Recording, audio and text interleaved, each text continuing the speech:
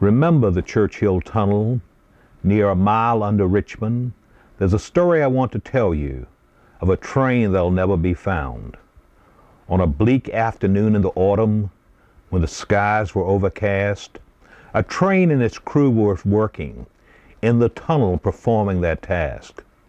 None ever dreamed of danger, of a death that was hovering near. They were happy while they were working for their loved ones home so dear. When all on a sudden a tremble, a large gap in the slimy clay, then the earth claimed a few in its clutches.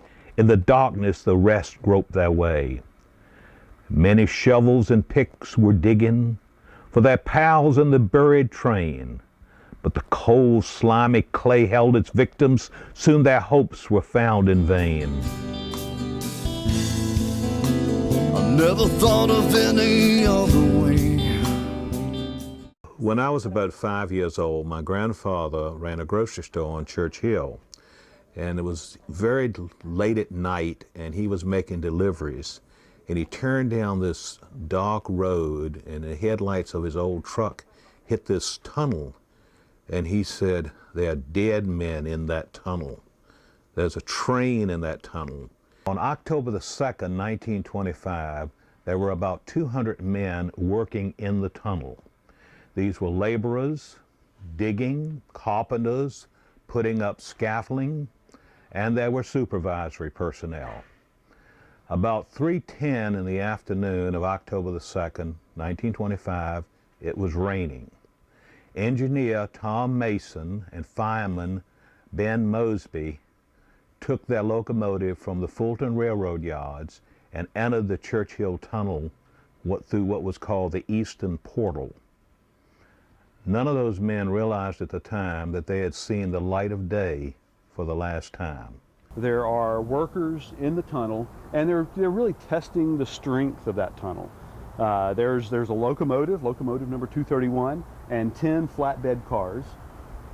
There are a team of African-American laborers. On board the train, there's an engineer, and they're working at this end of the tunnel. And and as they're going through, the workers are testing the strength of that arch, of that brick arch that's inside. And it begins to crack, and it gives way, and the tunnel collapses. And most of the workers are able to scurry beneath those flatbed rail cars and crawl out on the rail track to this end of the tunnel. They had to run all the way through the eastern portal, which was maybe two-thirds of a mile away. And the lights had been dragged down by the falling material. And can you imagine the panic? I mean, the dust and the fear and the darkness, and you're running over railroad tracks, railroad ties, tripping and falling.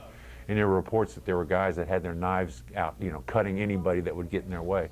They were completely terrified. Others waited and tried to figure out what to do, but there was a lot of stories out about courage.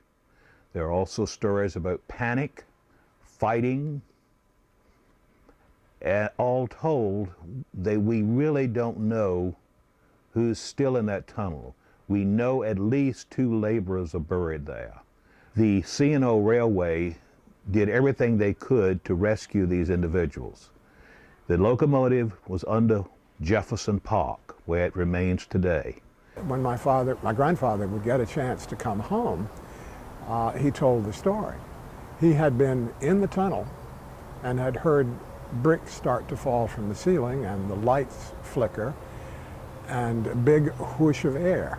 And he had been in there moments before and would have been trapped, but he had needed a tool. And so he had walked outside the tunnel just in time to turn around and witness the collapse.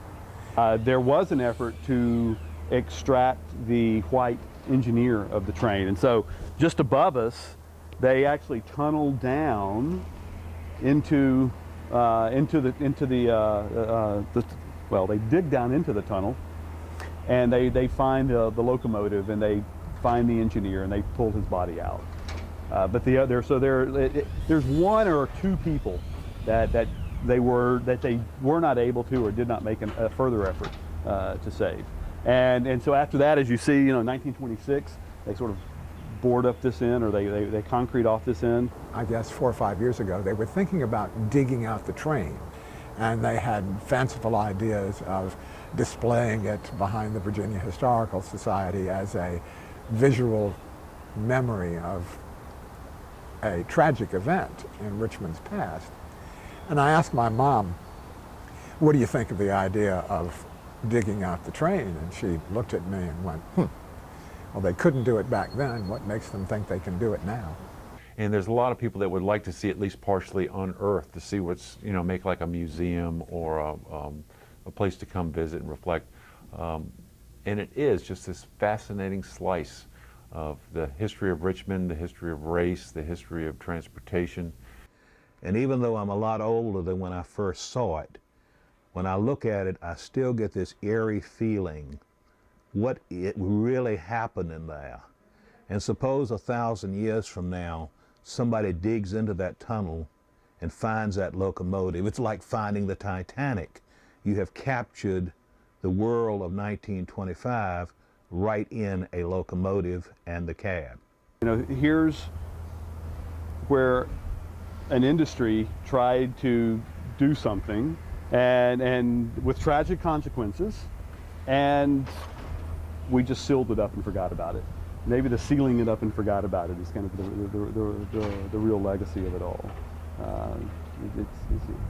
It's something that we'd like to know more about, but it's behind that concrete wall, and it may just be left as a mystery to history. Brothers keep shoveling, picking in the ground. Brothers keep listening for the train that'll never be found.